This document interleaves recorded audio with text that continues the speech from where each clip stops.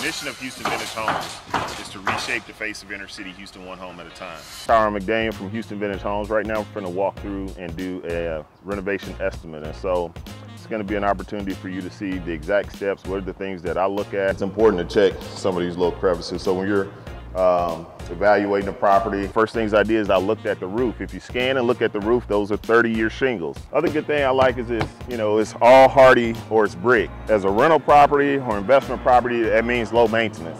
There's one less thing that you have to repair. This is the kind of house that you definitely want to have one trade. It has a low maintenance exterior. Yeah, mostly brick, and then you have this stuff is hardy plank. The walls actually look pretty good. The paint's not in bad shape at all, in fact. If you were to do anything, you could knock off the popcorn ceiling, but with this being a rental, why would you do that? Consolidate all things that you need to happen and get better. Rather than replace perfectly fine doors, you could actually allocate that towards fixing something like this.